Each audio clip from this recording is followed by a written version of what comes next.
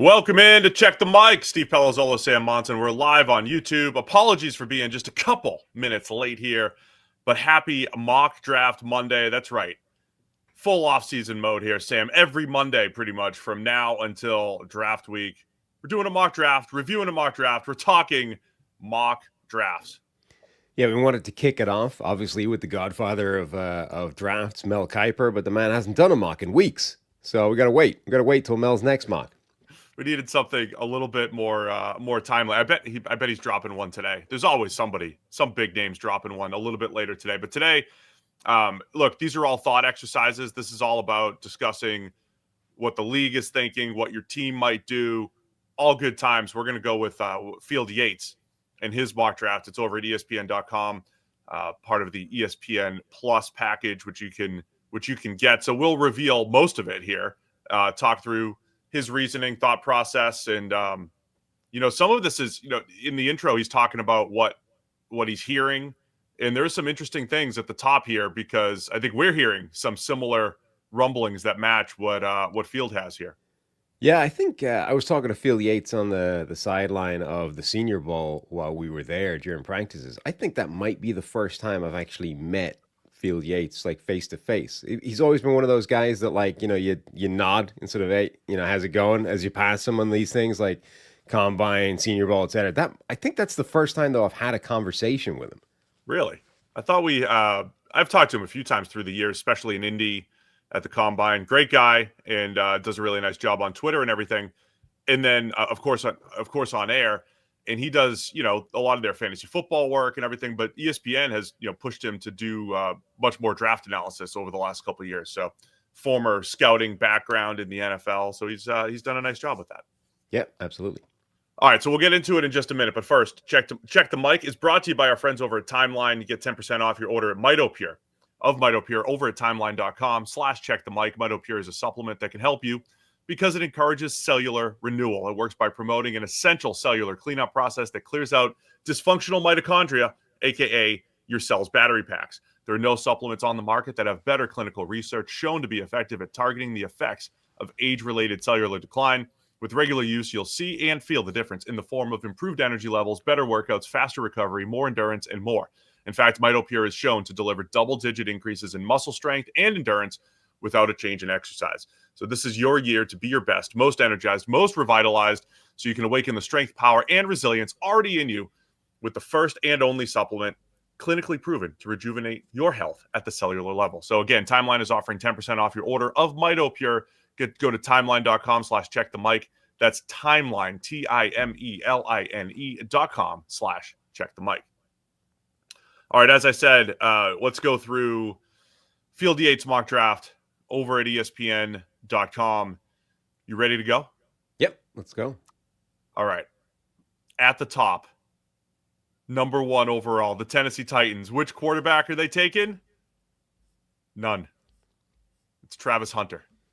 Travis Hunter at the top for the Tennessee Titans. Sam, does this match? Remember Chad Brinker, essentially the guy sitting above new general manager Mike Bergonzi there, said, hey, we're not going to pass on a generational player. And I think he was laying the groundwork for maybe they're not going to take a quarterback. And I think there might be whispers that the quarterback might not be taken by Tennessee. And this is kind of matching that up with Travis Hunter going number 1. Yeah, it's funny. It's February. We're getting towards free agency, all this kind of stuff. So this is lying season, right, in the NFL. And yet all of us do the same thing, which is every year, oh, well, the GM said this, therefore that's what's going to happen. And Field Yates, certainly when you read his mock, he's kind of taking these things all as like truth on face value at the moment, which, to be fair, is the way you probably should approach it for a mock draft like this, because what the hell else are you going to use in terms of evidence for which direction a team's going to go in? But who knows, right? That might mean, yes, we're laying the groundwork for don't be surprised if we don't take a quarterback and we go in a different direction. It might also just be, these things that you say in February as opposed to, when you actually get to the draft and you turn over the card for the quarterback you so desperately need because Will Levis isn't that guy. This would be amazing, though. I mean, I don't think a wide receiver or a cornerback have ever gone number 1 overall. So whichever you're projecting Travis Hunter at, he would be the first to ever be that. And that's assuming you're not projecting him as this two-way like magic player that hasn't existed since the 1950s. Like whatever, this would be basically unprecedented. Yeah, it would be. I mean, we'll talk a lot about these players as we go, and every time we bring up Hunter, we discuss, and we talked about it last week. Will he play both ways? Will he play full time? You said you'd love to see it. I think we've all kind of landed at play corner, full time, play receiver, to mix it up. The big thing I keep hammering home is the depth that he adds to your roster, and a Tennessee team that needs help on both sides of the ball, and they're picking number one for a reason. And so I think it's not crazy, but I think the biggest takeaway here is there's no quarterback. And I think that's where the groundswell is. I don't know if we're fully into lying season just yet, Sam. I think the Brinker press conference was kind of an introduction. I don't know how far down the draft strategy path they were that he was legitimately lying, right? Teams are finishing up all their draft meetings right now, heading into the combine, coming out of the combine between then and April. That's when I think we officially enter lying season, Sam. Yeah, but it's one of those things that like it's plausibly like when you say something like that, it's immediately read as, oh, they're not going to go quarterback. Like everybody's mock draft, tear them up. We're going to go in a new direction. Whereas actually, once you get around to it, like that does not preclude you from taking a quarterback. It just means that once you get to the quarterback that you take, what you're doing is saying that this guy is worth, a blue chip prospect. It's like, you know what I mean? Like you come out, it's like, it's the guys that say, our defense is going to be physical. We're going to be multiple. Like it's the same crap, right?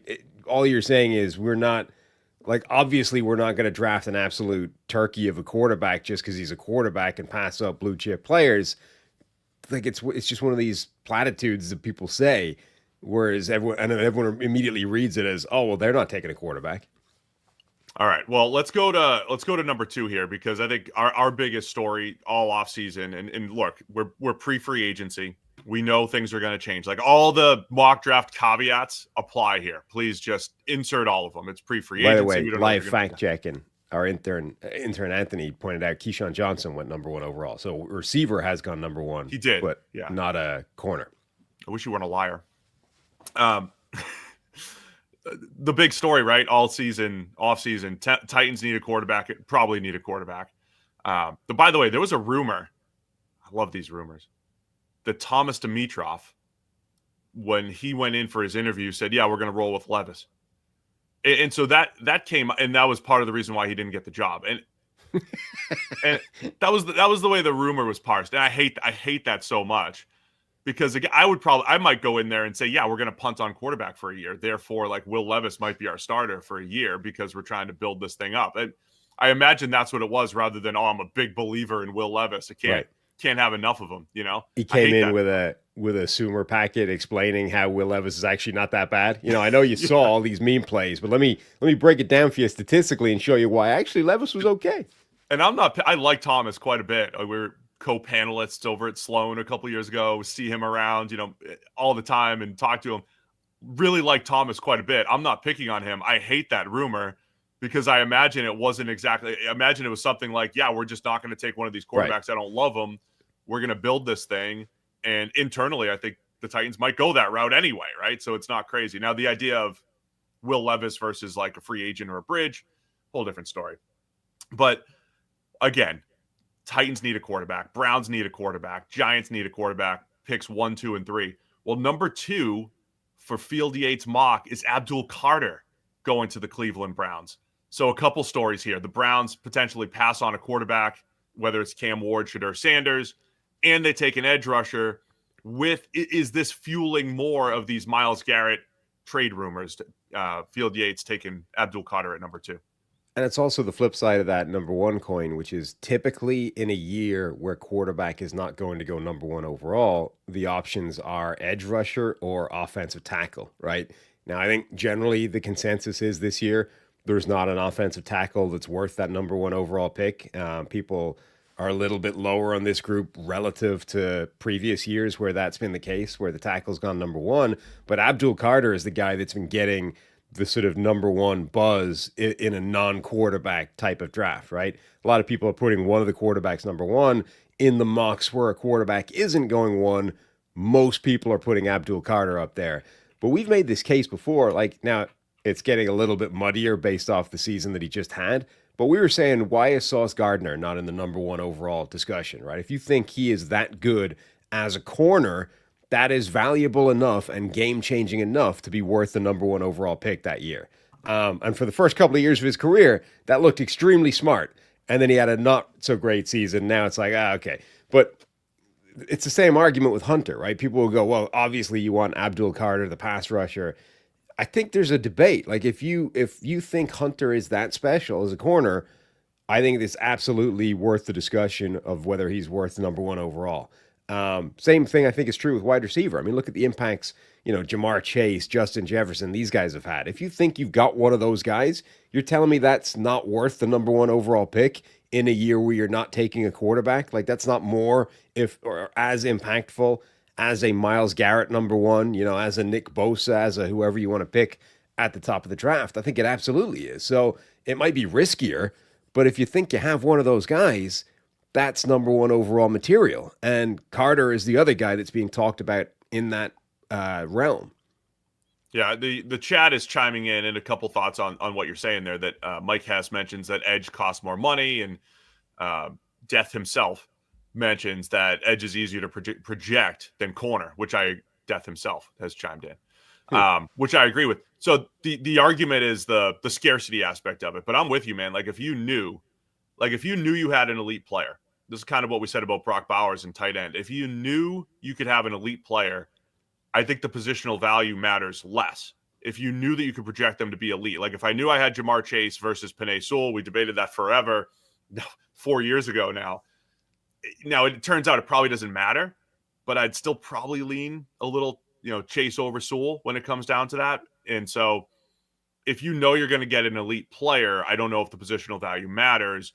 When you start to get into the scarcity aspect of it and how much it is easier to find a corner a little bit later. It's certainly easier to find a second round receiver than a second round edge rusher. That's where some of those discussions come in.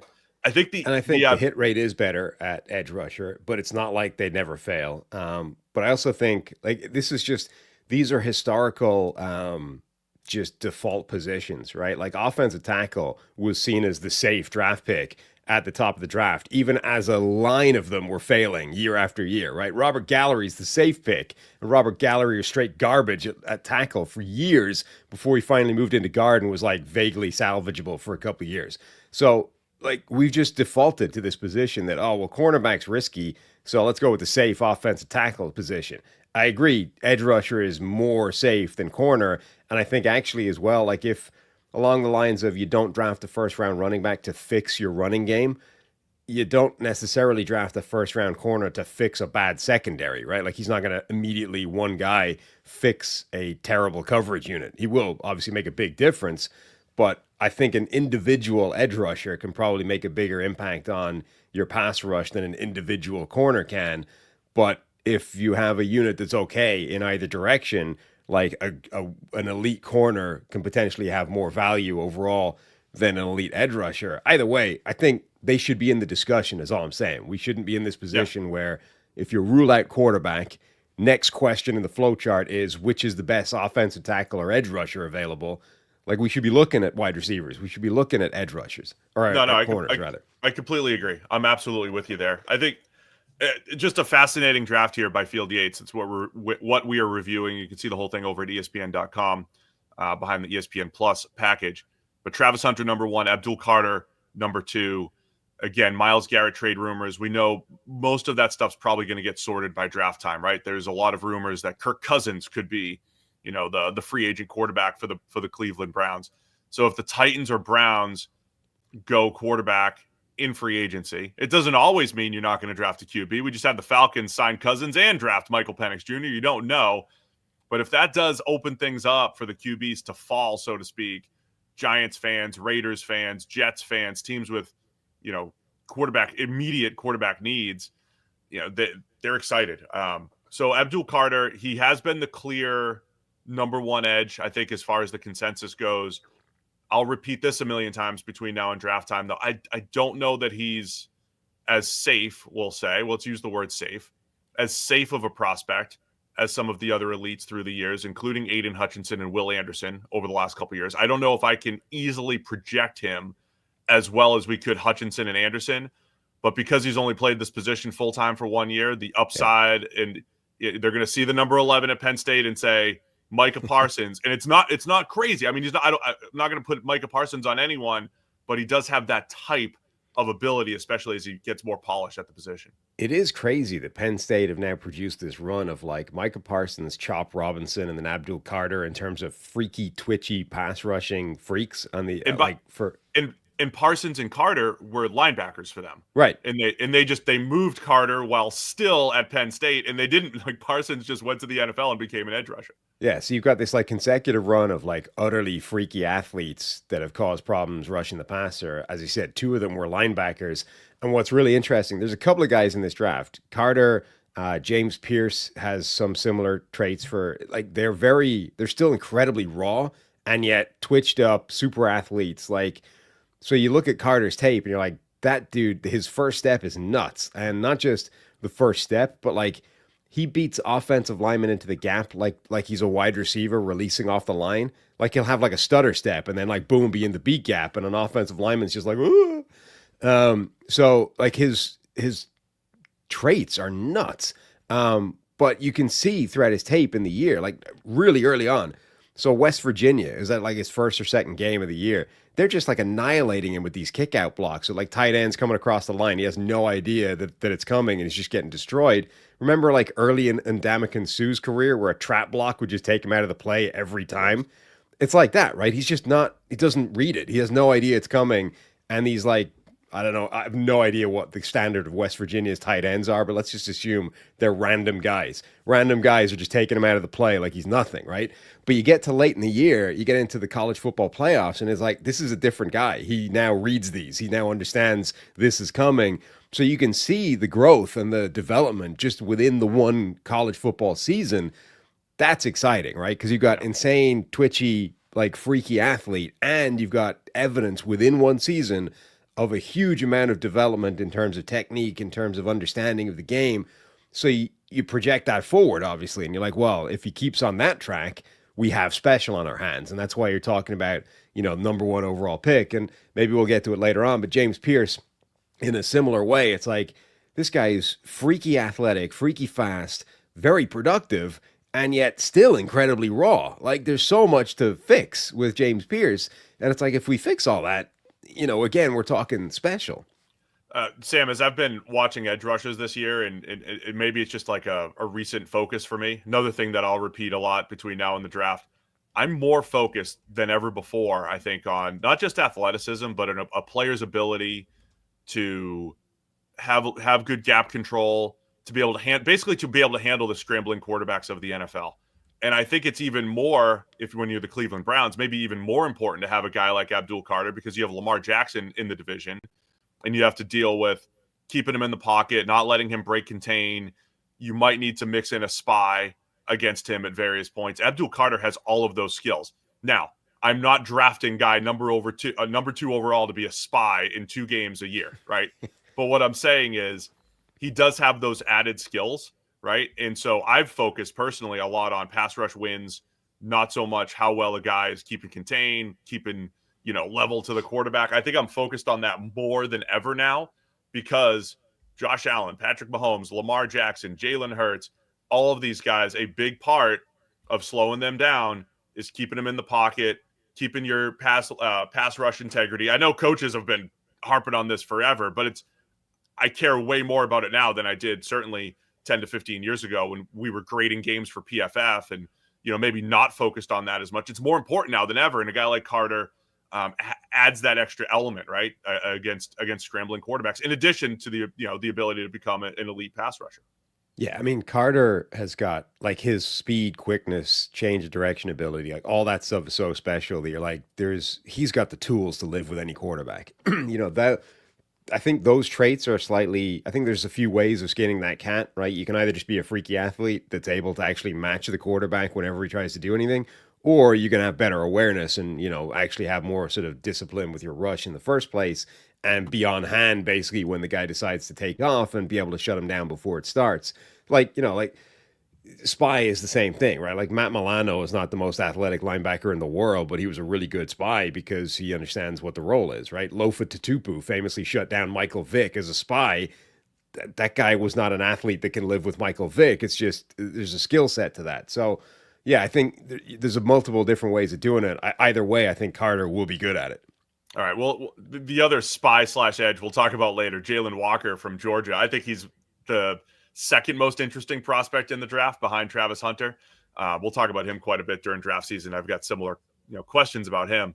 So, Sam, if the draft falls like this, Titans and Browns both go with Travis Hunter and Abdul Carter. They're either punting on quarterback or presumably do something in free agency. The Giants now get their pick of the top two quarterbacks, and they go Cam Ward here in Field Yates mock. I think this is a huge win for the Giants. I mean, they have to, if you're Joe Schoen and the Giants, you have to be scared to death that you're not going to come away with one of those top two quarterbacks and at least go into next season, which is a pivotal year for Joe Schoen and for Brian Daboll with the Giants. You got to go in with some kind of quarterback, and getting Cam Ward right now, the consensus top quarterback, has to be a huge win for the Giants at 3. Yeah, I mean, so the first thing about this is there's no trades in this mock, right? So you're assuming everyone has the discipline to wait it out in a way that probably wouldn't happen once we get to the real draft. So question number one is, do the Giants and the Raiders are the two teams that had essentially the number 1 overall pick in their own hands, right? And took themselves out of it by winning games late in the season. So in this scenario, jackpot for the Giants. They cost themselves theoretically the chance of getting their pick in the draft with the top quarterback available by winning games. They put Tennessee in charge. They put Cleveland in charge. In Fields' scenario, they end up getting that pick anyway, right? Because those two teams decided to go in a different direction. The first question is, if we get to draft time, are the Giants or the Raiders desperate enough that they will trade to number 1, right? Tennessee, who may not take a quarterback. Does that mean the number 1 pick is being shopped, or that they're going to take a guy like Travis Hunter? So the first question is, will Joe Schoen be desperate enough to go get their quarterback via trade? But in this scenario, yeah, they get the choice of Cam Ward and Shedeur. And I mean, is Ward versus Shedeur a case of like potential versus steady safety? Is that what we're dealing with when it comes to which of these two quarterbacks is your favorite? I think that's going to be a huge part of it. And it's, look, I think Shedeur is like half safe. I think there's a lot of works within the system. And, it's not that he can't throw the ball down the field, but certainly not that. Cam Ward, though, brings the spectacular. I also think I'm going to say it again. He brings a little bit of that it factor on. And again, I'm not saying Shedeur doesn't, but Cam Ward reminds me a little bit of the way Geno Smith has a little bit of that, hey, go ahead and doubt me, and Baker Mayfield. And I think we saw that from Michael Penix Jr. a little bit. So some of these guys historically where it's like, go ahead, try to doubt me. And then you have this, you go elevate this Miami team and almost make a college football playoff run. I think a lot of that adds up for Cam. And again, this isn't to say that Shedeur doesn't have elements of these things. I think those things are what people love about Cam Ward. And for every Josh Allen in college, head scratching mistake, throwback across your body, Cam Ward has the amnesia to come back and bounce back from those plays. I think all of that adds up to the upside factor of what Cam brings to the table, and that's going to be a difference maker for a lot of teams when they're evaluating them. So yeah, I think that's why he's QB1 at this point. But that's the question for the Giants, right? Is like, this is still a terrible situation. It was a situation that failed all the quarterbacks that were in it last year. You talked about Cam Ward elevating the Miami team, the Miami Hurricanes. Has Cam Ward got enough ability right away to elevate the current New York Giants situation? I think he does. I mean, again, he's got some natural playmaking ability to drive the ball outside the numbers, up the seam. I also think it's interesting because we're talking no trades, right? Field prefaced that, hey, we're not doing trades here. Are the Giants the most likely team to trade? Obviously, they're the closest to 1 or 2, picking at number 3.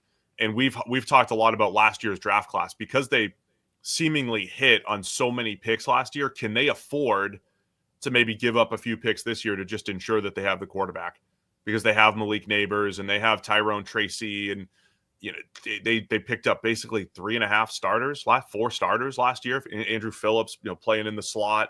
they did a great job drafting last year. I feel like the Giants might be most likely to even move up and go get a Cam Ward. So yeah, I think he elevates what they have, and it also gives Shane and Daboll some life here as they try to maintain their jobs. Yeah, I mean that's the thing. I think they're most desperate, right? Like unlike the Raiders who just started again, and theoretically any team that starts over has a little bit of time, breathing space. You know, you're unlikely to be judged year one if you don't ever get a shot at a quarterback. At least assuming ownership is aware of that going in. Like, hey, look, we pick 6 or 7. We might not have a shot at a quarterback. Be aware of that. Like if a guy, like I'm not going to mortgage everything to go get the guy if we don't think he's that guy yet. Whereas the Giants, like it felt like everyone expected this regime to get cleaned out at the end of last season, right? The entire season felt like a troll job to make Giants ownership look ridiculous between Hard Knocks in season, which has been canned. It was so like detrimental to the image of the Maras and the Giants that they've canned the series. Like it's like one and done. We're not doing that again. So it felt like they were going to get fired. They didn't. They're still here.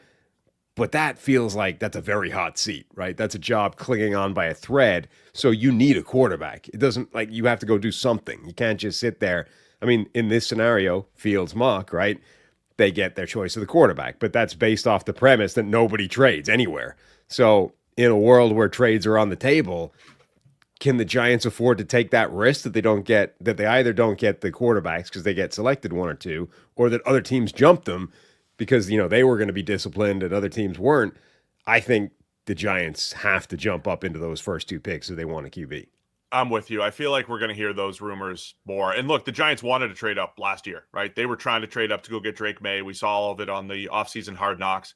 I'm going to say rest in peace. I don't think anyone else is ever doing an offseason Hard Knocks. It is going to be retired.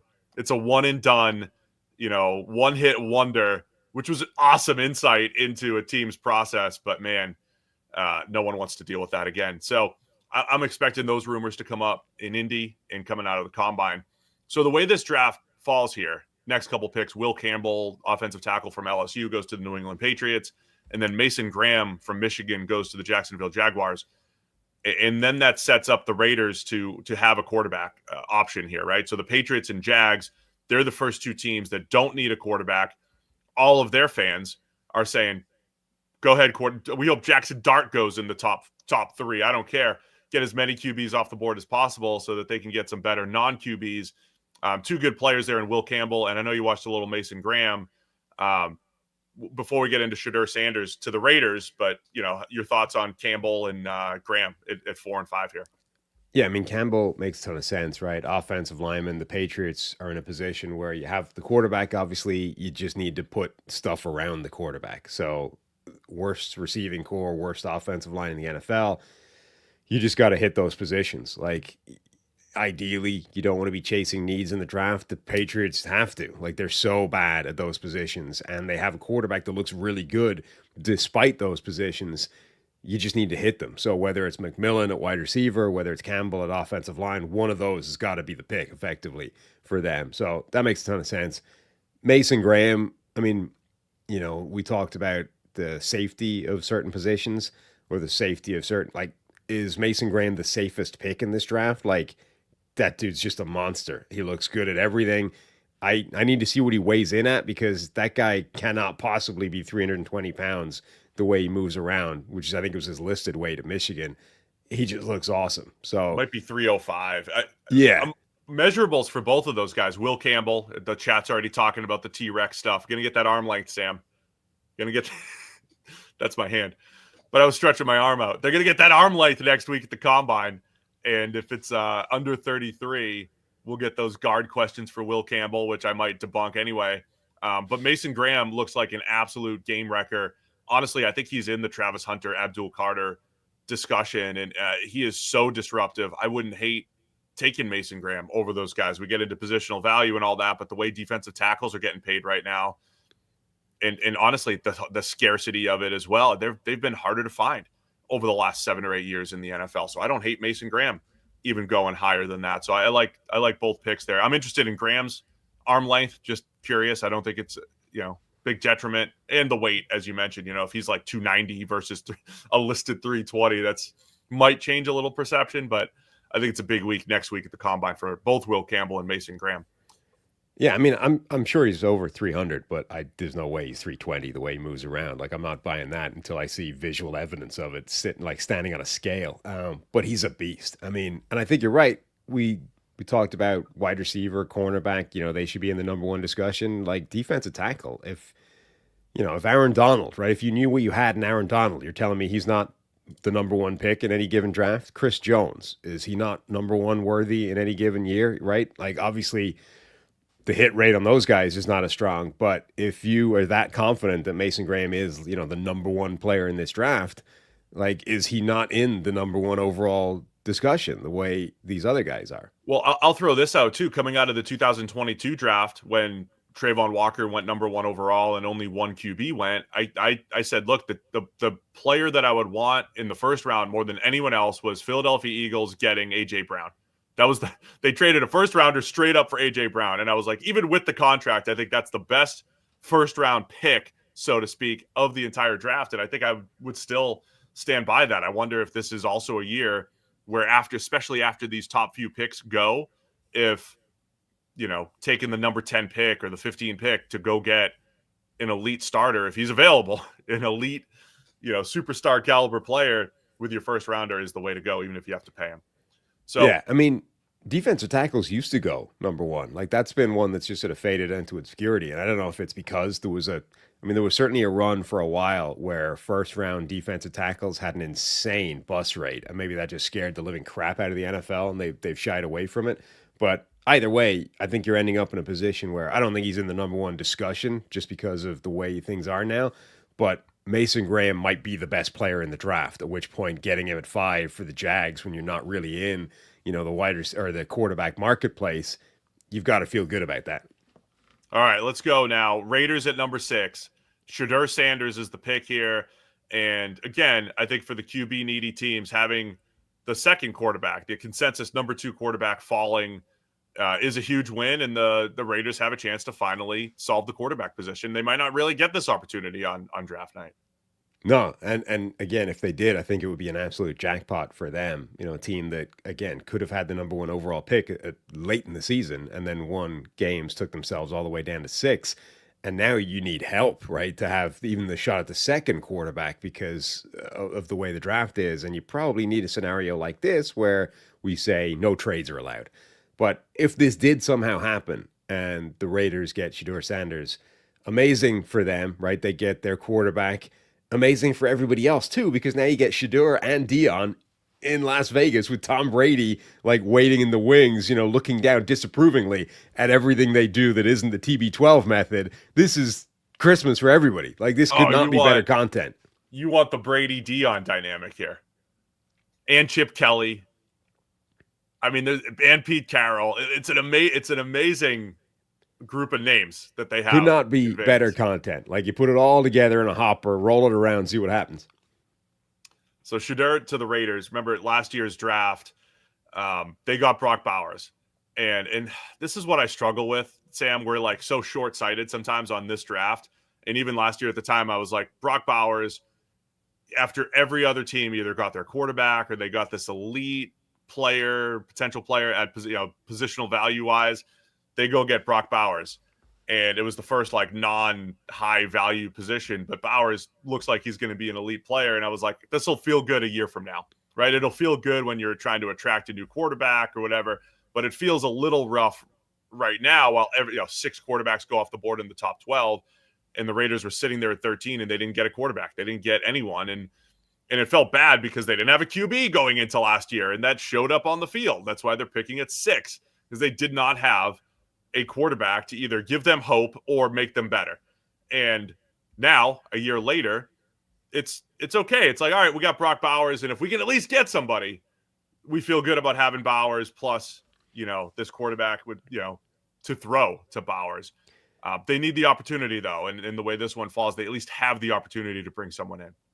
And I think it's, it's a better landing spot for Shedeur as well than it would be if the Giants picked him. For example, like I think the Raiders are closer to having a viable offense around him than the Giants are. Okay, they might not have, the number one wide receiver in Malik Neighbors, but they do have Bowers. And perhaps more importantly for Shedeur, they're closer to a good offensive line, I think. Like that's not a bad pass blocking unit that the Raiders have already. Okay, there's some weaknesses on it, but we can work on that, right? We got an offseason to work with. You've got a good left tackle. You've got a reasonable interior. Jackson Powers Johnson, who they drafted recently as well. You got some young players there. And obviously you don't have an entire coaching unit and front office sitting there on the hot seat with maybe just 1 year to go. So I think generally this would be a pretty good landing spot for Shedeur as well. Again, I'm here for this pick. Like this being an outcome is fantastic for everybody. We'll do our QB rankings later. Are you anywhere? I know you've been a Shedeur guy. You've been a defender of Shedeur over the years. Would you think he'll be your QB1 at the end of the day here?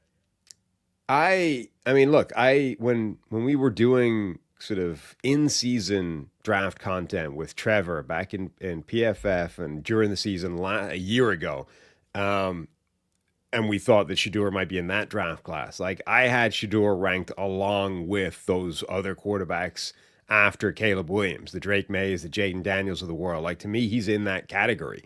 And all those guys apparently looked really good year one. So I'm not yet. I haven't gone into the tape enough yet to figure out what my rankings are going to look like this year. But based off that, like the initial impression, and I went in there wanting to hate him because I think this whole drama, Deion Sanders thing, like the made for TV coaching gig and the whole thing just is kind of annoying. So I went in there like wanting not to like the guy and put on the tape and like, wow, he's actually very, very good. And okay, he's got some flaws, but I think he's actually got higher potential than people are talking about. But I'm not there yet in terms of figuring out where I want to go with Cam Ward versus Shedeur. But based off that last time of tape watching, I expect to rank him pretty highly.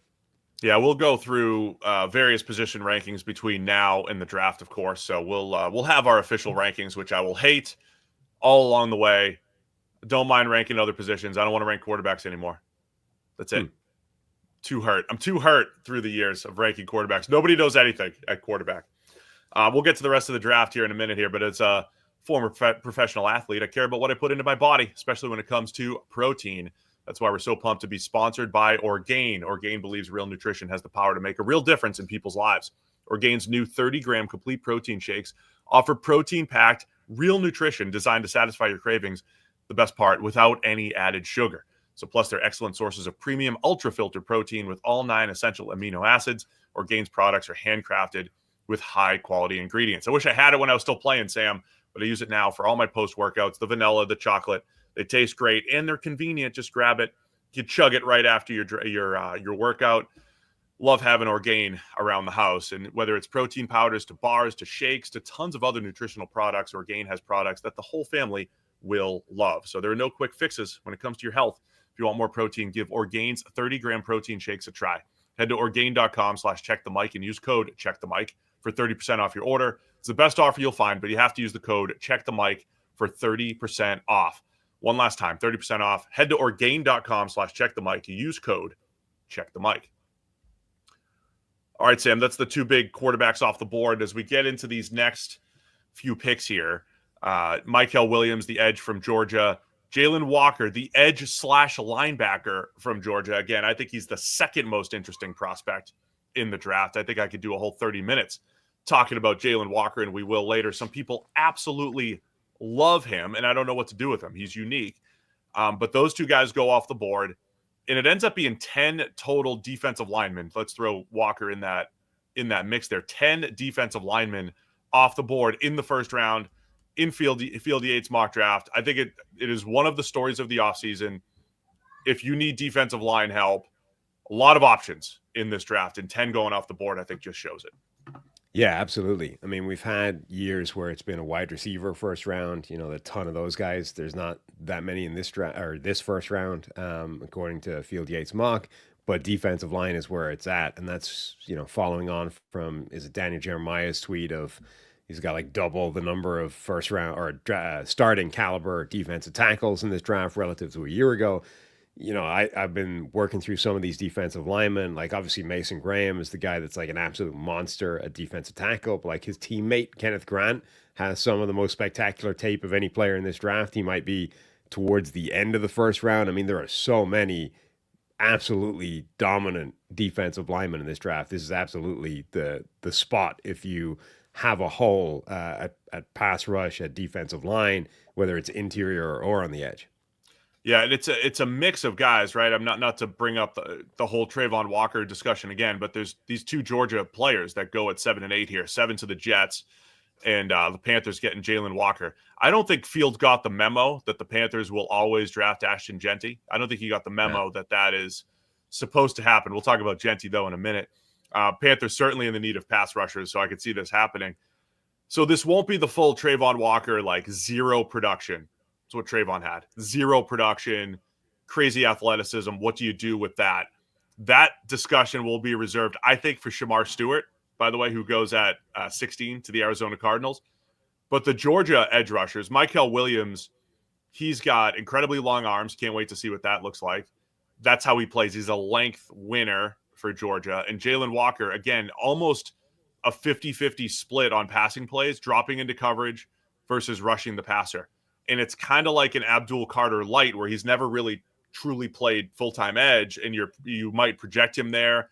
He would be a clear old school 3-4 outside linebacker, I think, for a lot of teams, which doesn't always exist right now. But you don't have that production profile with a lot of snaps for a Jalen Walker, which I think is why he's so fascinating. So I might be saying I'm a little wary of the Georgia edges this year, who both go in the top 10, just because you don't have that clean profile top to bottom to say, yes, confirmed, we could project him really well. Or, by the way, a perfect fit for anybody that wants to replicate, a Brian Flores type of defense. I mean, This is why Flores went after an Andrew Van Ginkel a year ago. It's why they theoretically chased Dallas Turner as opposed to Jared Verse or Laiatu Latu in the first round, those edge rushers, because Turner was the guy that had tape experience of dropping into coverage, of actually being nothing, something other than a pass rusher purely. So I don't know how many teams are going to be out there trying to replicate what Flores has been doing. But that's been incredibly successful for a couple of years. Minnesota presumably is not in that market because they did get Dallas Turner a year ago and they have no draft picks. but somebody else might try and replicate that, right? That is a defensive scheme that is working against pretty much every offense in the NFL outside of Ben Johnson's.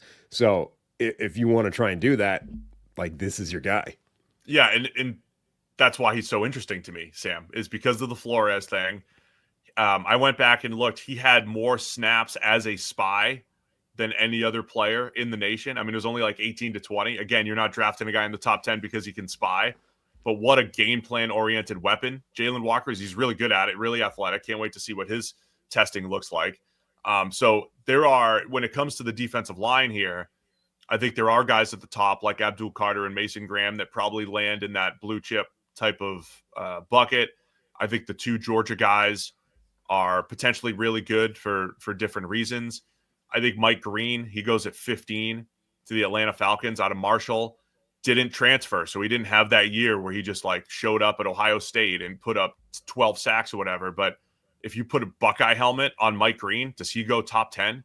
The way he rushes the passer, he's got that ridiculous rep at the Senior Bowl where he's, putting a guy on his back. So I think Mike Green going 15, he keeps going up and up, right? At some point it was like, here's this sleeper pass rusher in like November. And by the end of the season, it's like, oh, Mike Green could sneak into the first. Now we've got Field Yates, put him at 15 to the Atlanta Falcons. He could continue to rise the way Mike Green has been playing. So it's a loaded group of defensive linemen, and 10 total here going in the first round. Any other of those names that stand out as far as the defensive line goes? Well, just that pick for Carolina at 8 is fascinating because does that suggest that the Panthers are actually so confident in this revival from Bryce Young that they don't need to go and do what the Patriots were doing, which is we have to put things around this quarterback immediately. Like, we have to force a pick because the only thing that matters is ensuring that the situation around our quarterback is good. Like, are the Panthers now having written him off, like literally benched him, effectively casting him aside and saying this guy's career is probably over as a starter in week 3. They've seen so much since he came back that they're like, actually, we don't even need to go. And obviously, they're going to build around him, but like, we don't need to force a first round draft pick at wide receiver or at, on the offensive line. I mean, the offensive line's good, but at receiver, right? So, McMillan's sitting there available as the top wide receiver in the draft. At this point, are they so confident in what they've seen from Bryce Young that they're like, we don't need to force McMillan. We can go for this special, theoretically hybrid edge defensive player and do that instead. I think for the Panthers, you can't. I mean, we had this Justin Fields discussion a couple of years ago. Like the Bears aren't doing him a solid because they drafted 2 defensive players in the first 2 rounds. I don't think you can build your draft strategy around you have a young quarterback. Now, you mentioned the Patriots earlier. You might have to because they had literally the worst offensive line and literally the worst group of receivers. Panthers had a reasonable offensive line, and you still have an Adam Thielen. I almost said wasted. You spent a first-round pick on Xavier Legette last year. Still has some potential. Jalen Coker showed a lot as an undrafted free agent. And by the way, we are like leading all of the Bryce Young propaganda here. How about Bryce Young had that success with that current group, right? Did he kind of elevate that group? Now, he didn't elevate them statistically, right? We harped on, hey, David Moore, you're dropping passes. Legette, you're dropping a game winner against the eventual Super Bowl champion Eagles. He didn't elevate them statistically, but he put up those good games with that group. I don't think the Panthers are desperate on the offensive side. They're desperate to rush the passer. Their pass rush, outside of a couple games when they, like against the Chiefs randomly, they got after the quarterback like twice last year. The Panthers need pass rushers, and I think that's going to be a bigger need than, fixing everything around Bryce Young. But the discussion you're talking about, Teterow and McMillan goes to the division rival New Orleans Saints at number 9 overall. I love McMillan as a prospect, and I don't know if he gets the blue chip tag or whatever. I don't know if he's getting slept on at this point. He started hot last year and then tapered off a little bit. I just think he's fundamentally sound, good at everything. I'd be perfectly fine taking him in the top 10. I would love to see him paired with Bryce Young. He ends up going to the Saints, though, to go with Chris Olave. Yeah, I mean, I don't know how much you should allow a young quarterback to shape your draft strategy, but I think it should definitely be a pretty significant factor. I mean, you look at the Bears, you're like, well, are they in a better place now than when they were making that decision? You can argue yes, but you can also argue it was a reason that Justin Fields didn't work out, right? That guy was basically never given a platform to succeed in Chicago. Now, maybe it wouldn't have mattered. Like maybe Fields just isn't that guy, right? And the longer into his career we go, the more that would look to be the outcome. But I think it's definitely fair to say that, like, Chicago never gave that guy a chance, really. Like, obviously, they gave him the starting chance. They gave him some time, but they never gave him the tools needed to succeed within that system, at which point, does it really matter whether you're getting better or worse over the course of 2 or 3 years if you still don't get the quarterback? And they've had to, start over with Caleb Williams. So right now, like, they've gone from, we trade everything to go get Bryce Young. Bryce Young was a disaster in his first year and a bit. They bench him, and then suddenly, like a gift from the gods, Bryce Young is like fixed, right? He comes back into the lineup, and it's, oh, look, we reset him. Like we found the little button in the back of the machine we have to hit with a paper clip. We found the reset button on Bryce Young, and now we've got Alabama Bryce Young again, and all is well with the world.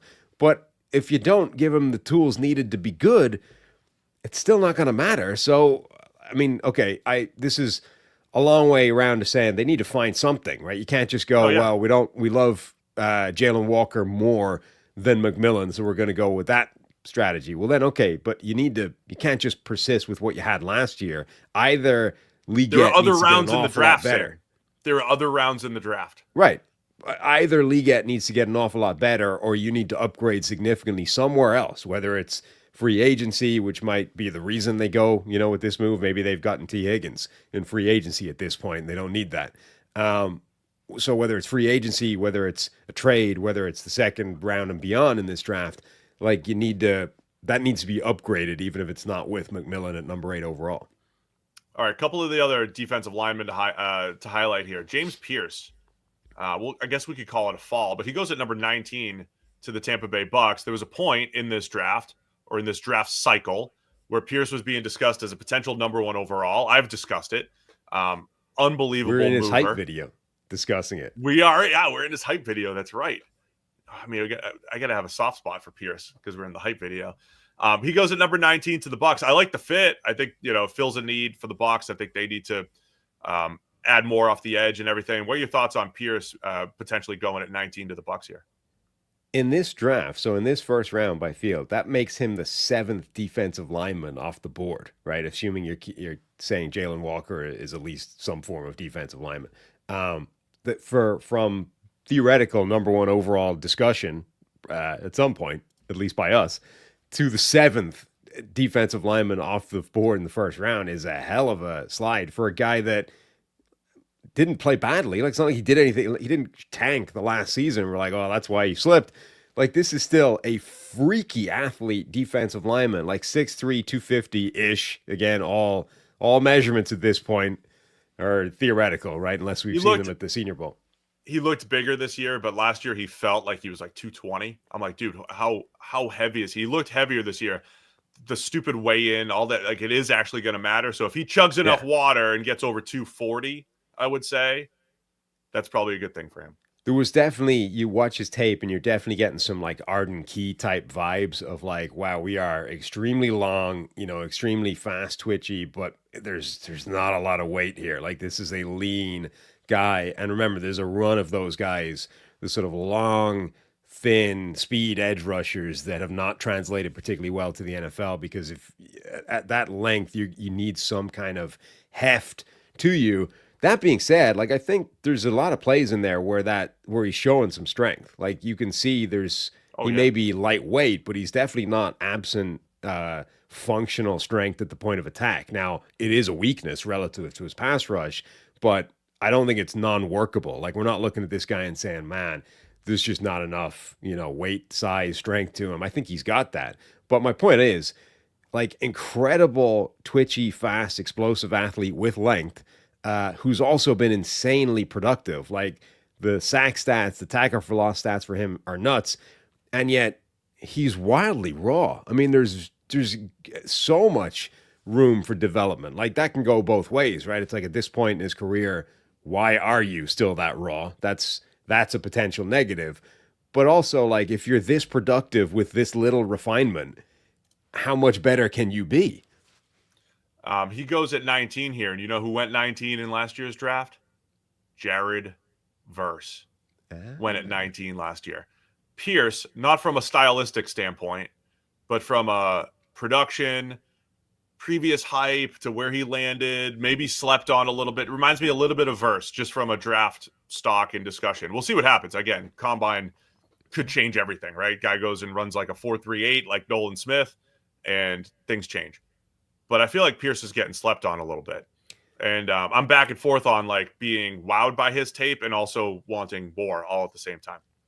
There's a lot of his tape that's frustrating. Like, he's got like Brandon Graham levels of like so many plays where he makes half a play and then does not get the guy on the ground. And you're like, why is this not resulting in that player being tackled, right? I don't understand why you're missing so many of these plays.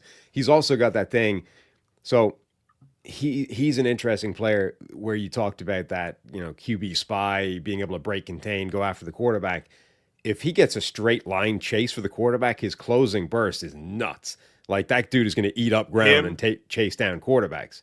Sorry, I'm interrupting you a lot today, but Abdul Carter, and Jalen Walker all seem to have that. All those first rounders have that ability. So he's got an amazing burst to chase down a quarterback, but there's also plays where that quarterback, like, basically leaves him grasping at air and like is able to get around him before the burst becomes a factor. There was a play, I forget who it was, Oklahoma maybe, where the guy like goes outside, inside, outside again, and he literally just falls over. Like, that's not great. Like, one-on-one as an unblocked rusher, you can't let that happen. The thing that I said I might be focused on more this year than ever keeping contained, keeping your balance on the edge for when the quarterback breaks free. I don't think Pierce is great at that. Straight line, you're absolutely right. I don't think he's great at that. And Sorry, one more thing, Arkansas, not Oklahoma. Arkansas. I Red think I team. just watched that. Yeah, I just watched that earlier today. You say, he's raw. And some of my favorite stories to pull out is looking at snap counts and how often a player played, right? He's still under 100 snaps of college experience for James Pierce. So 100? essentially 1,000. Jeez. Under 1,000 snaps. He's never played over 464 snaps in a season. Sorry. So barely played in 2022, under 500 snaps in 23, under 500 snaps last season. So he is inexperienced, but 2 highly productive years at Tennessee. So it's an interesting pick. And again, if he lands at 19, I feel like I like that. I would maybe have my questions about taking him closer to the top 10 now than I did maybe a year. When we were talking about him number 1 overall for the hype video, there was some projection involved there. Yeah. I don't know if there was enough of that dominant projection that we wanted to see. Also, a lot of his best games came against UTEP and Kent State, and it wasn't actually in SEC play. I think anyone that's listened to us for a long time, I think this is the kind of area where you would get accused of like double standards and, hypocrisy. That's the word I was searching for. Relative to some of these other guys that are crazy athletes and not necessarily the prospect. But like one of the big differences between James Pierce and some of these other guys is, number one, we're talking about, so here, like 19, right? The second half of the first round as the seventh defensive lineman off the board, as opposed to number 1 overall or, a top 10 draft pick where you're the first pass rusher taken. Number 2, he's been crazy productive. Like, this is not somebody that has got crazy athleticism and zero production. Like, we're not saying this guy's an amazing athlete, and if we just, refine his technique and teach him what he's doing, then we'll get production. Like, he's gotten really good production, albeit, fair point that you're making, like a lot of it is not against the SEC. It's against lower level guys. But he has had a lot of production with that crazy athleticism. So if we refine it even more, it should be even better. Like, we're not trying to create production out of nothing. We already have production, and there's so much refinement to take place. And we're talking about drafting him, as the 7th defensive lineman and low in the first round. Like, I mean, if I'm the Bucks and I get James Pierce Jr. at this point in the draft, I'm doing cartwheels. Like, I'm ecstatic. That's exactly where I want to draft a guy like this with that kind of potential. All right, we'll talk a little bit more about the other defensive linemen later. There's a couple picks that we'll highlight, that at least I'm going to highlight, that I love, and one that we're going to question, that I might question a lot during draft season here. But let's talk friend of the show now, Ashton Jeanty. Where's my pen? It's my Ashton. It's my go-to pen now. My Ashton Jeanty Sharpie. Look at all the extra pub Sharpie is getting from us here on Check the Mic. But I got my signed Ashton Jeanty Sharpie. It's my new number 1 pen. Nice. Did you dive into his? I didn't. I regret to inform you, I haven't actually watched back the 10 minutes you did with him when I was talking to Trey McBride. But did you dive into his like background when you were talking to him? No, I did not.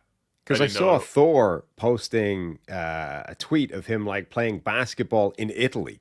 Like, he lived in Italy playing basketball and then moved to Texas to like get college football recruiting offers. Like, I got to focus on my football, so I'm going to have to move from Italy to Texas. I'm going to need some more information about that backstory. I had no idea. I didn't know to dig into it. We talked football. I thought we had a nice discussion though about everything, from gap scheme to zone scheme and everything. I think we have some quotes even for when he gets drafted. But in this one, it's the Broncos taking him at 20. And I'll say, Sam, I'm generally not the one that wants to draft running backs in the first round and the whole deal. I think this is low for Ashton Jeanty in reality, right? In a predictive mock, I see him going much higher. I mean, a lot of people want to like where could he go realistically? Bears at 10. I think the Cowboys at 12. I think the Dolphins at 13 could consider Ashton Jeanty. Where else here? The Bengals at 17 could consider. Wow. I doubt it, but I think, they might even have that discussion. But I think he goes higher than 20. Love the fit. I mean, I think I'd be okay with the Broncos taking him here. at number 20 overall. Well, this would be an interesting one because, again, so our certainly my new mantra now for running backs and how high you take them is, well, how good is the situation to begin with, right? Do I need this guy to come in and to create a run game where one does not exist, right? If the answer is yes, I don't love that. So that was Pittsburgh a couple of years ago, right? Pittsburgh had a bad run game because their offensive line was garbage, and their solution to that was to draft Najee Harris in the first round, somewhere around here, right? 20, 21. And that was supposed to fix the run game. And it didn't because Najee Harris can't do that. And you contrast that with, do I need the guy to fix the run game? No. Well, then it's a good pick. I like it. Bijan Robinson, Jahmyr Gibbs.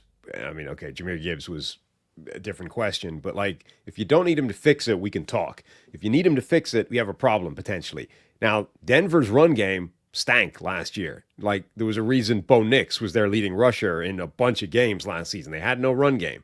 And it's not their running back talent is not necessarily amazing. I mean, Javonte Williams was a former top pick, but he'd had a devastating knee injury and wasn't necessarily the same guy. They'd got players that were flashing occasionally. But I don't know if that run-blocking offensive line is good enough that Jeanty comes in and is immediately the player that he could be. Now, then you're immediately into that world of, well, are we talking exceptions, right? Are we close enough that this is a fuzzy, is the value? I don't love that. There are other spots where he could land where the line is good enough that I'd be like, okay, I love that. I don't know that this is interesting, and it's certainly getting to the stage where the value is there, but I don't know if I love the fit. Yeah, I think that's a fair point. I think every Broncos mock draft usually has them taking a tight end. Particularly Tyler Warren has been mocked there a ton. Tyler Warren goes higher in this one. He goes 14 to the Indianapolis Colts. That's another player that's going to be the chat's even discussing. He's too slow. He's this, he's that, or some people like him. Some people think I don't know. Baller. He might be a 4. Yeah, I know he's just a straight baller, but 4.7, 4.8 guy. I don't know how slow is the time is going to be interesting when you're trying to tick that box for him as a first rounder. Do we really care about tight end 40 times? Yes, I do. I'm probably more than any other position historically. Stop.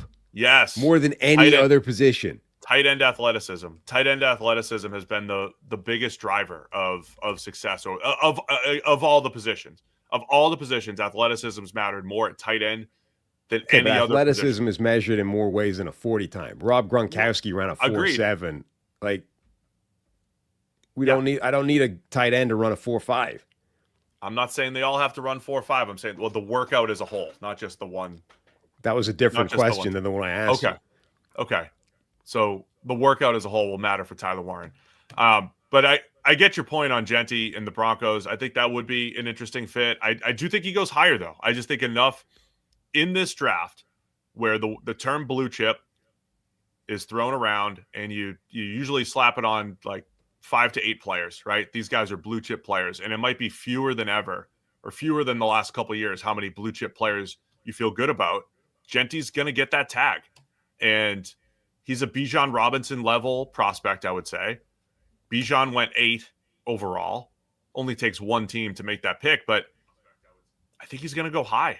I think he's going to go pretty high as maybe 9, 10, 12. I think he's going to go in that range. So I think him falling, so to speak, to 20 here from Field Yates is something. Yeah, I think you're right. The talent is too good for him not to go 4.68 high. 4.68. Gronk did not run 4.7. It was a 4.68. 4.68 is 4.7. I mean, we're 200ths of a second. That's the time it takes to blink. So Jeanty's an interesting conversation because insanely productive. His numbers of broken tackles are off the charts insane. I mean, an order of magnitude higher than anybody else we've ever seen. The next, he's dozens of broken tackles over a single season higher than I think the next best guy that PFF has ever charted. How much do you think that the strength of competition thing is going to count against him? Because his whole career.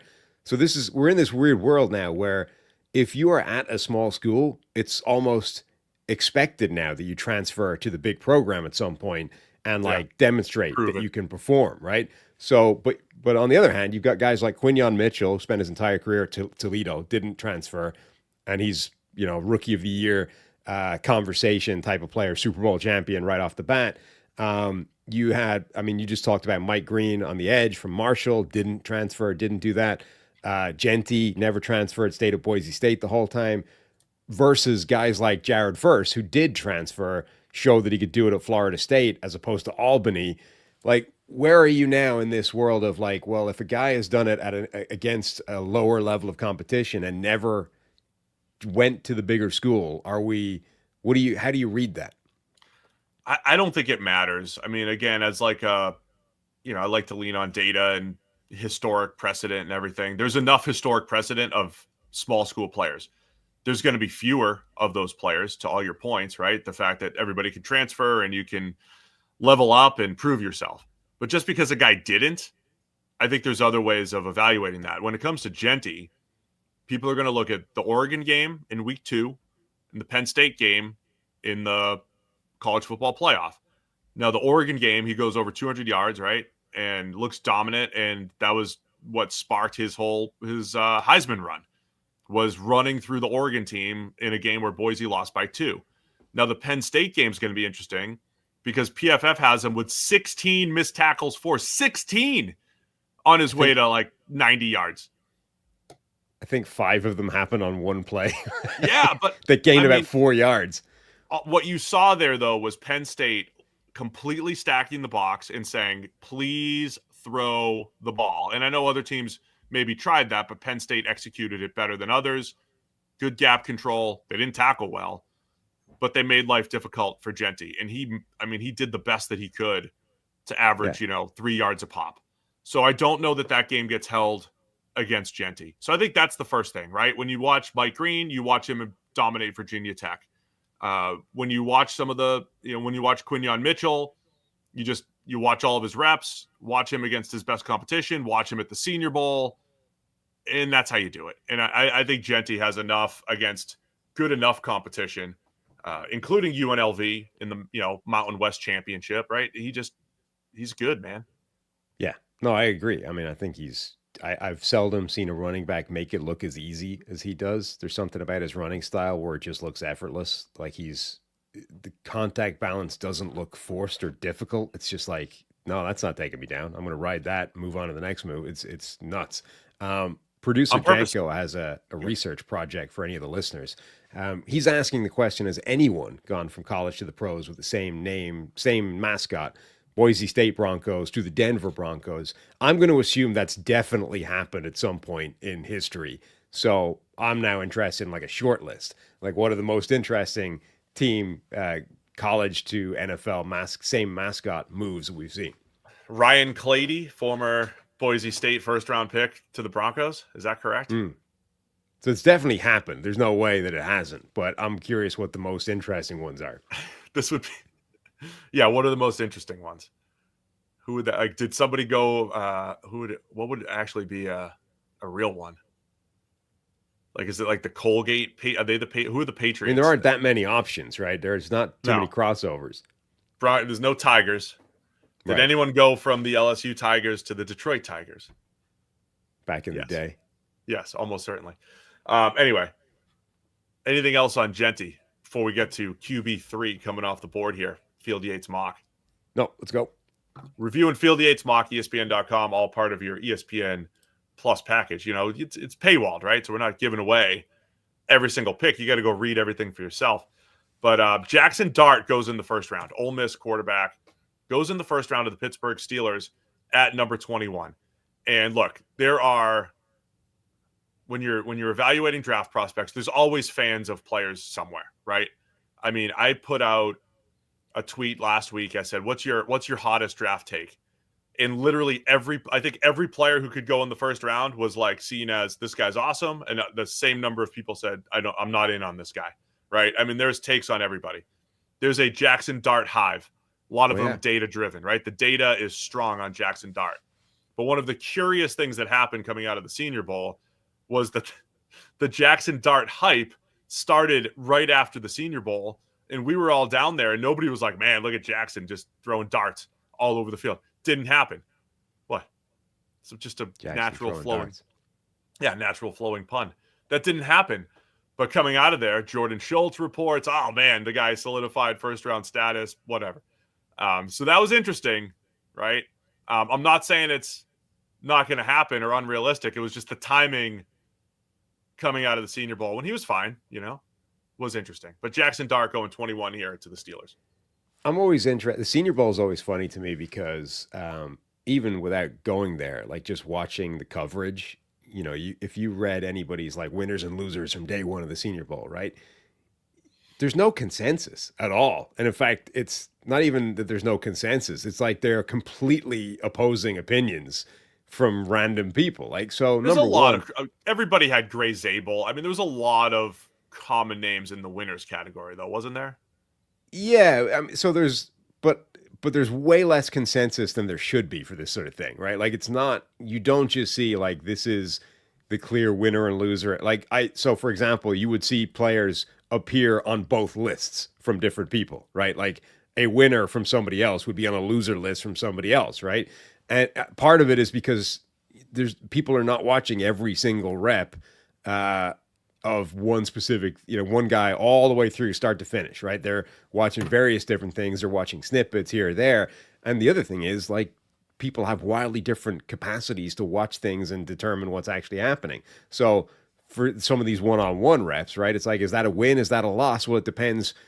It sort of depends on where you think the quarterback is going to be on any given play. Like, is that at the right level?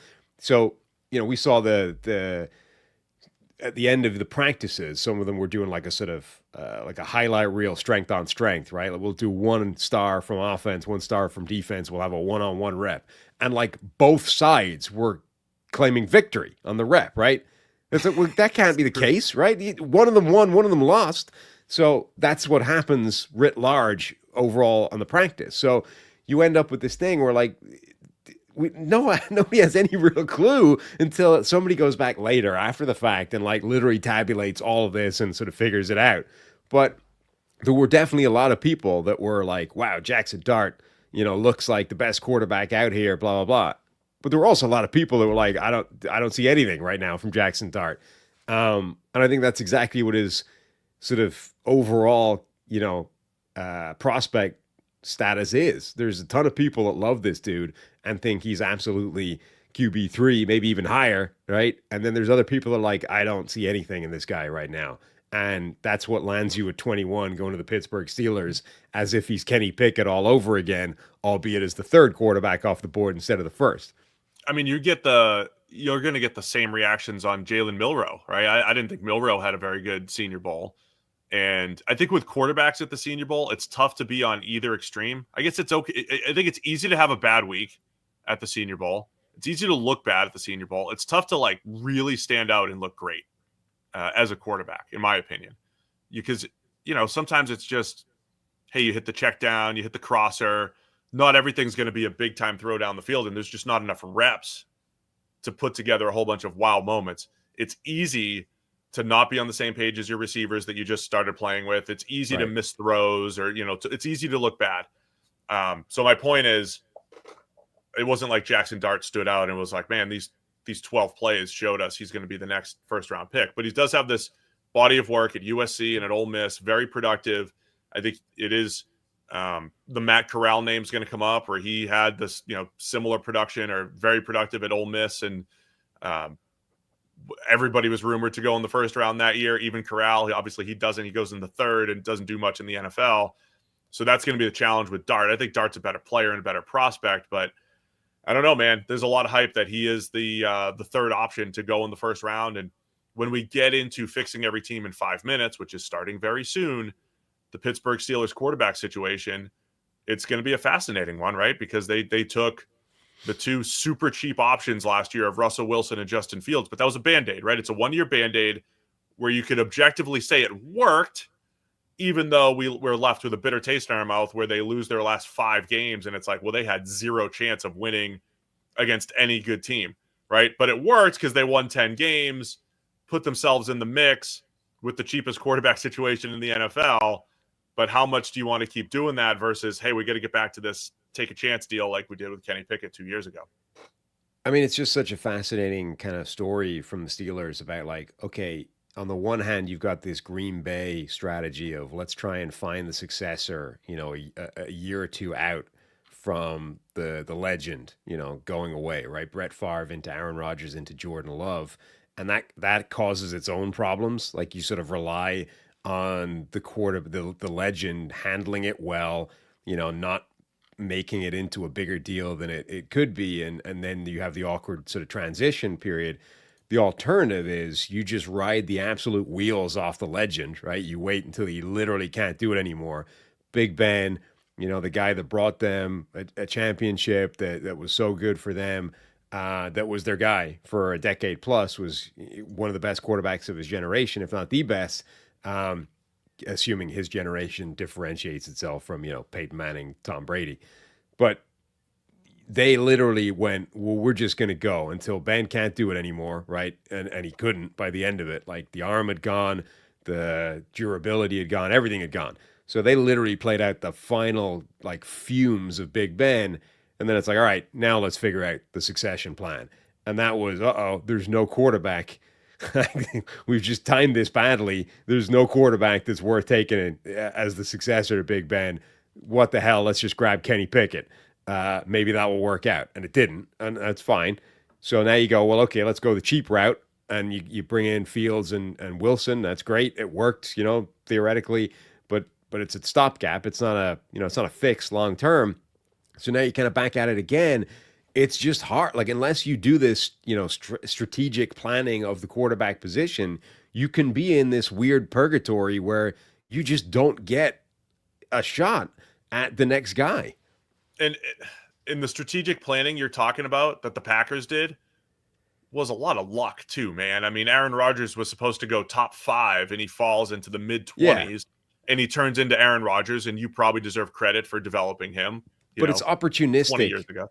Yeah, it's opportunistic because you think a guy has that talent, right? So, in a different draft, you might end up at 21 overall in exactly the same draft spot, but the guy that's there available at 21, like it's a rich QB class and it's an amazing draft class overall, and like QB 4 or 5 gets pushed down the board and you love that guy. So even though you don't need him right now, you draft him because in a year or two, that's when you're going to need him. And in 2 years' time, it might be a draft like the Kenny Pickett draft where QB 1 is still available and actually nobody's going to take him for a round or two, but you need a QB, so you got to grab him at 20 or 21.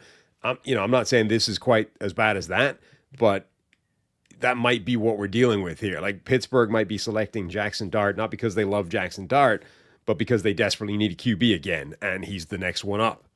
I want to do this thought exercise really quick because I went back to the 22 draft. Kenny Pickett was picked at number 20 overall with the Steelers, and you and I have said a lot on the show, like, what's your alternative? I bring this up all the time. What's your alternative, right? And the idea that you have to keep taking shots on quarterbacks, it might hurt your roster depth over time, but it doesn't matter, right? So the guys picked after Kenny Pickett. Like, what if the next pick makes it look worse because it's Trent McDuffie from the Chiefs? He's turned into one of the best corners in the NFL. But are the Steelers, I love Trent McDuffie. He's fantastic. Are the Steelers in a much better spot if they just have Trent McDuffie on their team? They're like in a little better spot, but if they don't have a quarterback, they're still not that much better. Quay Walker, Kaiir Elam, Tyler Smith, Tyler Linderbaum. I mean, pick your favorite player, add them to the Steelers roster, but with the same quarterback problem, it's not really moving the needle, which is why you have to continue to take those shots at quarterback, I think. Right. But the counterfactual, I think, shouldn't be between Kenny Pickett and Trent McDuffie, right? The counterfactual should be between Kenny Pickett and planning QB further out, like further in advance, as opposed, like you shouldn't be in a position where you get to a draft and suddenly that's the first time it's occurred to you, what happens if there's no QB we like at this spot, right? And you're basically boxed into, I have to take Kenny Pickett, even though it means passing up on an all-pro quarter like Trent McDuffie, because we've put ourselves in this. And more importantly, because I think this is the other thing, right? Kenny Pickett goes at 20 overall, and when was the next guy picked in that draft? The third round, right?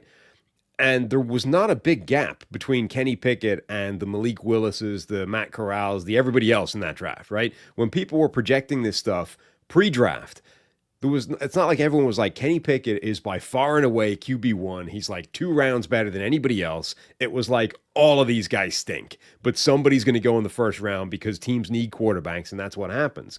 So my question is, if Pittsburgh didn't draft Kenny Pickett in the first round, how far would he have slid, right? Would this guy have gone in the 3rd round along with everybody else, and they effectively overdrafted this guy by 2 rounds just because they needed a QB? That's what you need to prevent yourself from being in the position to have to do, right? You need to see at some point Roethlisberger's just going to fall off and we're not going to have this guy anymore.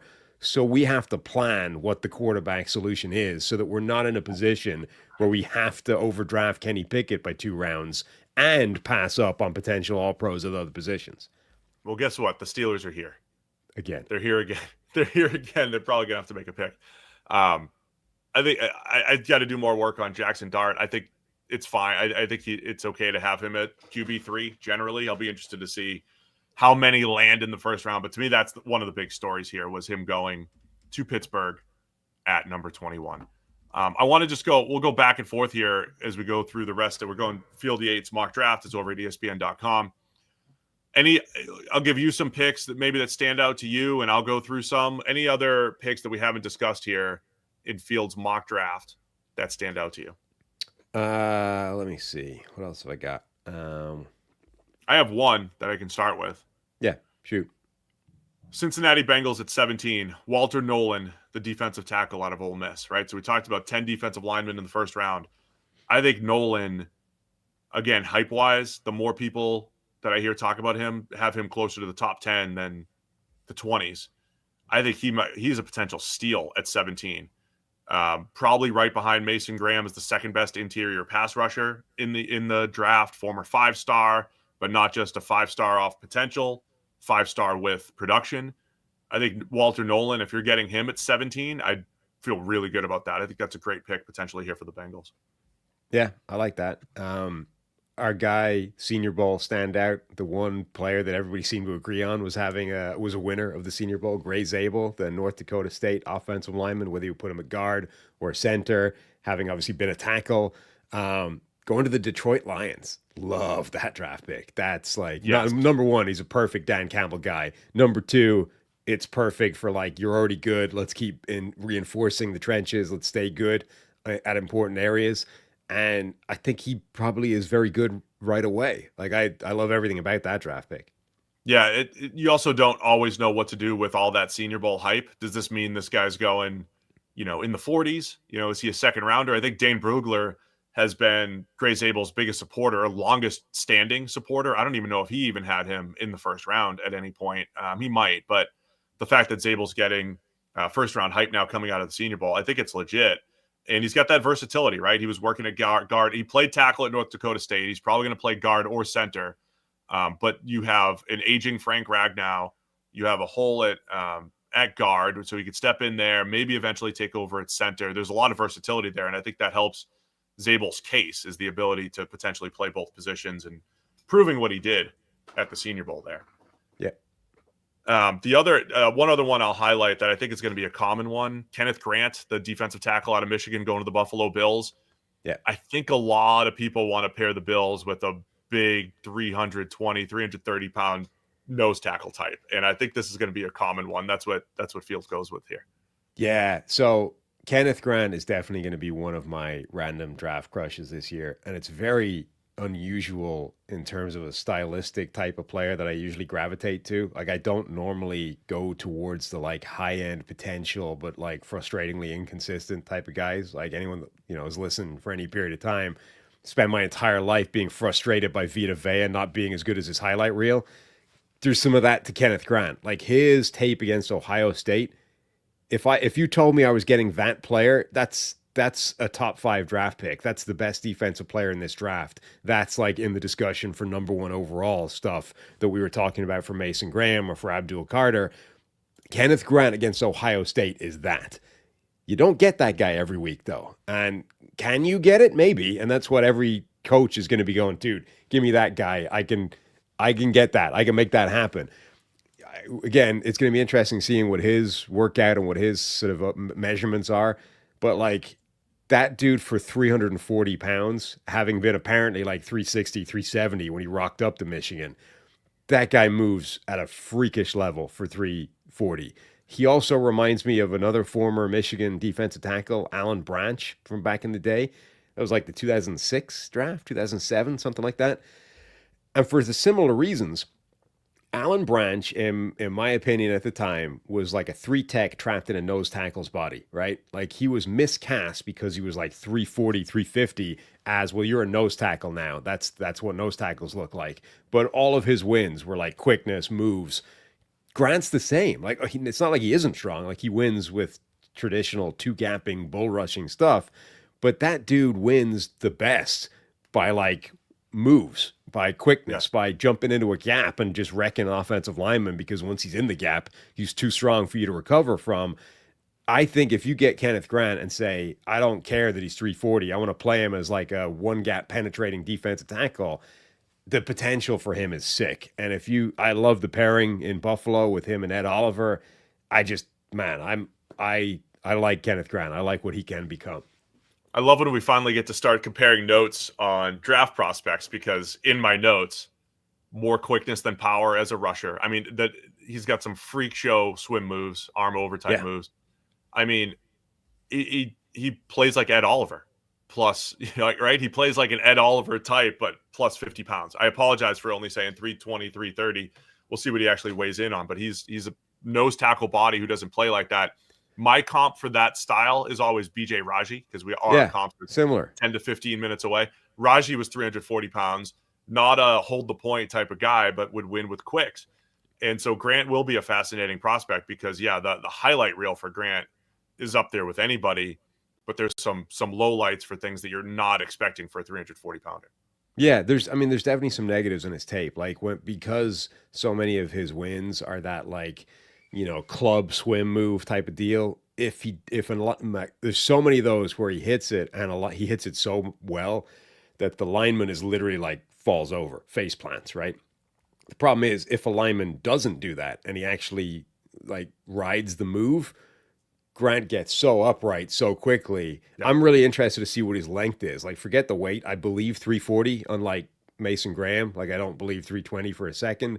I believe 340 for Kenneth Grant. I'm really fascinated. So he's listed at 6'3", 340. I'm really interested to see what his length actually is, because he sort of feels long, but there's so many of these plays where he gets upright quickly, and then once he's upright, once the leverage is gone, he just gets steamrolled. That's a problem. That's Deion Walker from Kentucky, by the way, who was at one point hyped in the top 15 or 20, didn't have the same type of production that Kenneth Grant has had, but similar body type, monster size, but just some ugly, awful reps in there. And I think Grant's a better player than Walker, but I think it's going to be a similar style, right? If you're looking for that 340 plus pounder, Walker's listed at 360. If you're looking for that type of guy, you might have those options, but they're both inconsistent in ways that you wouldn't expect at their size. One of the things, though, that is interesting about Grant is when I talked about that Ohio State tape, I mean, that's the best competition he faced as well. Like and I know there are NFL people that think this way, that like strength on strength, like show me the tape against the best competition you face. That's the most important thing. There are still guys that view that as a way of viewing prospects. And, things like CJ Stroud dominating in the NFL would tell you, like, it's not unfounded. It's not a ridiculous way of thinking. It's not a complete way of thinking, but like there's a reason they do that, right? So Grant dominating against the best competition he faced, I think, is a significant thing in his favor. And I like, he's 30 overall in this mock draft to the Bills. I feel like if he made it to 30, that would be a result for a team like Buffalo, because I suspect he goes higher than that. I agree. And I in the copycat world, I don't know how much this will matter, but we spent a lot of time talking about Jordan Davis going in the first round just 3 years ago now, 2022 draft. And he had the freak show workout at the combine, but our discussion was more around the big bodied nose tackle that allows you to play with fewer guys in the box and the way the league was trending. And you could say that it worked because the Eagles won the Super Bowl with that type of scheme, but it was like Jordan Davis was he's still more of a rotational player in that mix. So I don't know if teams are going to look at it and say, hey, we got to do what the Eagles are doing. We also need a Jordan Davis type who went at 13 overall, by the way. So I could see Grant going top 15 to 20 if teams start to connect those dots and say, well, the Eagles did it with Jordan Davis, won a Super Bowl, therefore we could do the same, even though I don't think Davis is I don't think he's the driver for what they're doing defensively. Right. One other thing I just wanted to highlight here, and I don't know if you have anything else to mention. Shamar Stewart, the edge out of Texas A&M, we'll talk about him a lot. He's the guy that probably has the biggest disparity between production and workout. Next week at the Combine will be interesting for him to see what the size, length, all of the movement skills, if he does have a Trayvon Walker-esque type of workout to go with the lack of production, but he did produce at the Senior Bowl. And this is where I struggle with some of the evaluations. Senior Bowl performance for defensive linemen does translate pretty well, right? It's always small sample size, but it does translate pretty well at the NFL level. And if you're a player that doesn't have great production, but you dominate, even if it's a handful of reps there, like there's something to it. Jermaine Johnson did it a couple years ago coming out of Florida State, and Stewart had a great Senior Bowl and then quit. He's like, I had a great rep. I'm out. I'm leaving. I'm packing my bags. I still don't know if I want to be the team that takes Shamar Stewart, but he goes at 16 here to the Arizona Cardinals.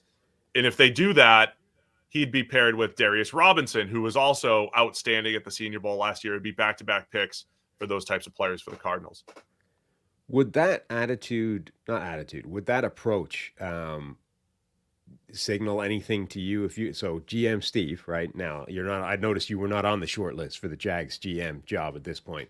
So obviously you've been pared down in the first round. They're picking from the wrong menu. They're picking from the wrong menu, like the Cowboys in their coaching.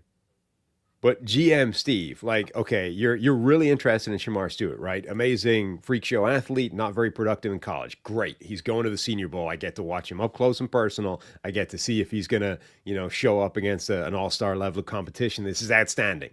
And he then shows up, dominates for a bit, and then he's like, all right, I'm out. I've done what I needed to do, and bounces.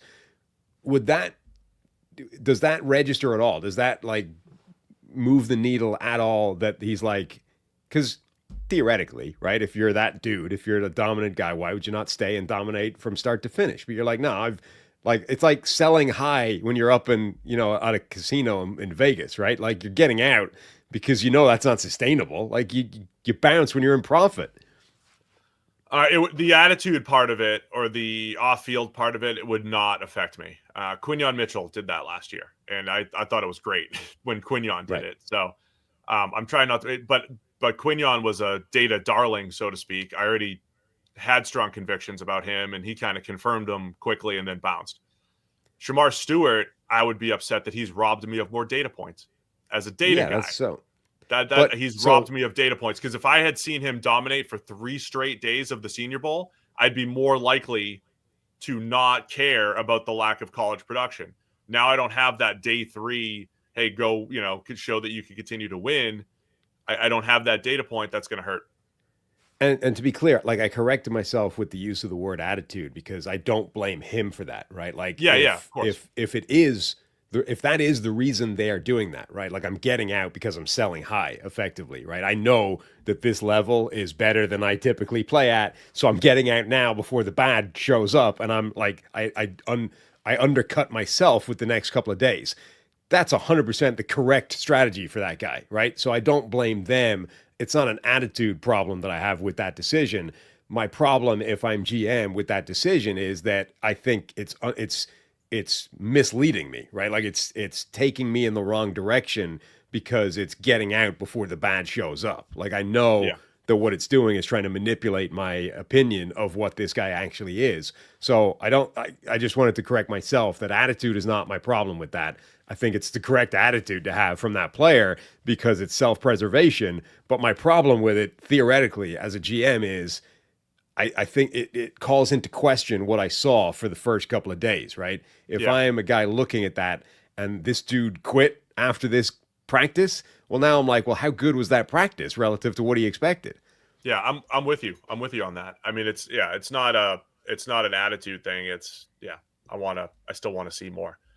I don't know if you have anything else. Last thing I just wanted to highlight was the tackle class. Will Campbell goes at 4 to the Patriots, who we talked about a little while back. Kelvin Banks at 10 to the Chicago Bears. And then Josh Simmons, the tackle out of Ohio State, at 11. We've heard Will Campbell and Kelvin Banks, a lot of detractors, I think, for both of those guys, who are very highly productive college players at left tackle. Questions about whether they should play at guard. Are they elite prospects? They're probably not Joe Alt level prospects. They're certainly not. But, people questioning where they are. Josh Simmons, 1 year at Ohio State, or 2 years at Ohio State, average production per PFF, which I do believe matters in this whole equation, but looks the part of a left tackle, and I think was still developing, but got injured last year. So it's an interesting tackle class where you kind of have like two really good, productive college players who have questions about, upside, so to speak. And then Simmons, who might have all the upside at Ohio State, but doesn't have the production. There's just a lot of questions when it comes to this tackle class. I don't remember a draft class where all of the top tackles, you don't have to go far to find the word guard thrown at them. Like, I can't remember that happening for a draft class where, like, literally every single one of the top guys, somebody is saying this guy projects to a guard. And somebody, we're now in the world of like oversaturated information. You can find the take about anybody saying anything pretty much. But like, that's why I'm saying you don't need to go far to find somebody saying this dude should projects into a guard for all the top tackle prospects. That's extremely weird to me. I wanted to just mention the wide receivers. So McMillan, we mentioned, went number 9 overall to the Saints, right? One pick after Carolina, who did not select him. Just 2 more wide receivers in this first round by Field Yates. Luther Burden, the third from Missouri, goes at number 25 to the Houston Texans, who obviously reinforced that receiving core with Nico Collins, Tank Dell, and his knee injury. Stephon Diggs presumably not staying there, given that they structured that deal specifically to stop him staying there.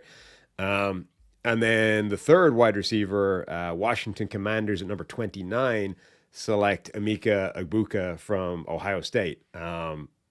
This is not the wide receiver groups from the last few years. No, because all those guys have questions. I think, Burden's probably going to do a lot of his work from the slot. I think McMillan is a fantastic receiver. I think he'll probably have some just general acceleration, speed type of questions from what I've seen. But I don't care a ton. I think he's still very good and the clear top guy. But yeah, having so few elite receivers, or at least receiver prospects, is rare compared to the last 3-4 years in the NFL. I think it's a nice second wave of receiver prospects. Second wave. So it might be a second wave type of year for receiver, which, look, the NFL generally leans into anyway. When we talk about the scarcity and everything, that you get the big guys early, you get the receivers in the second, third, fourth round where you can. I think you might get even more of that than ever, this year with the questions at the top of the draft.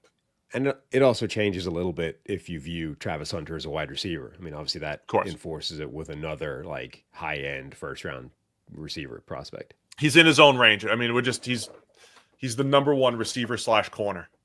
Yeah, but I think because you talk about him in weird, unique terms, people are kind of going to forget that he's theoretically part of this wide receiver class if you wanted him to be, or the corner class, whatever you want it to be. All right. Anything else you want to highlight before we wrap it up? No, I think that's it. All right. Got to tell you about our friends over at Zbiotics. After a night with drinks, you don't bounce back the next day at, old ages like you and me. But now you can have a great night and a great next day with Zbiotics pre-alcohol. Zbiotics pre-alcohol probiotic drink is the world's first genetically engineered probiotic. It was invented by PhD scientists to tackle rough mornings after drinking. Here's how it works. When you drink, alcohol gets converted into a toxic byproduct in the gut. It's this byproduct, not dehydration, that's to blame for your rough next day. Pre-alcohol produces an enzyme that breaks this product down. Just remember to make pre-alcohol your first drink of the night. Drink responsibly, and you'll feel your best tomorrow. You were asking for this a couple times in New Orleans, Sam. We didn't have any on hand when you were out there having a couple of drinks when we went out one of those nights there. So this will help all of it. With pre-alcohol, you can stay on track, not let winter travel and celebrations throw you off course. You go to zbiotics.com/check.the.mic to learn more and get 15% off your first order when you use check.the.mic at checkout. Zbiotics is backed by 100% money-back guarantee. So if you're unsatisfied for any reason, they'll refund your money, no questions asked. Remember to head to zbiotics.com/check-the-mic and use code check-the-mic at checkout for 15% off. First mock draft Monday in the books here. We did a mock draft a few weeks back. For those just tuning in, here's what we have going on here. Mock draft Monday, every Monday. We're at 9 a.m. now, no longer 7 a.m. Eastern. So 9 a.m. starts here. We'll be doing some level of mock draft. Today we were reviewing Field Yates. In the future, I might have my own mock. Sam will have his own. We'll go back and forth. We'll team up. Eventually, we'll build up to a big fan mock in April. That's right. You guys get to make every single pick in April. Also, hopefully by April, we won't be working from home anymore. We'll be in a studio. We got that being built. It's all happening. We're hoping for April. We'll see what happens, but they're building our studio for us right now, and we'll be in there in the coming weeks and months. But the general schedule, 9 a.m. Monday and then 10:30 a.m. Wednesday and Thursday. Next week, we're at the NFL Scouting Combine. We're going to have a whole bunch of team building episodes leading up to that where we fix every team in 5 minutes, and we'll try to get you all the great behind-the-scenes look at the Scouting Combine like we have with the Super Bowl and with the Senior Bowl over the last few weeks. Mm-hmm. I cover everything? Yep. Anything else you want to tell the people? That's it. Shout out to Andrew Bowl, who sent us... I mentioned I'm going to use the word solid a lot during draft season and free agent season. He sent us the thesaurus, thesaurus are words for solid. So I'm gonna, a few of them work. So shout out to Andrew for that. Yeah, a few of them are good. I think sturdy is solid, steady is solid, decent, trusty. I've been using dependable, and I forgot to break that back out there because we pivoted to cogent for a while.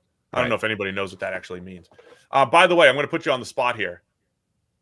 When we get back from the combine, what if we did a live feed during some of the combine workouts?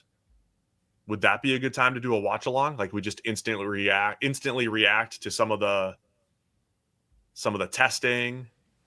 We just go live for like an hour during some of the workouts. Would that be good? I think that could be fun. What's the workout schedule? It's Thursday. It's Thursday through Sunday. So you and I are going to be on location Thursday and Friday, but maybe Saturday and Sunday we could do instant reaction type stuff. I don't know. Yeah, perhaps. Maybe even from Indy. We'll see what happens. All right, but let us know. Let us know if you want to watch the combine with us and how that would go. All right, is that it for us today? We're back again Wednesday at 10:30. And then Thursday at 10:30. I think we're going to start fixing every team in 5 minutes this week. You ready to go? Yep. Great. All right. Thanks to everybody for tuning in. We'll see you again Wednesday with more Check the Mic.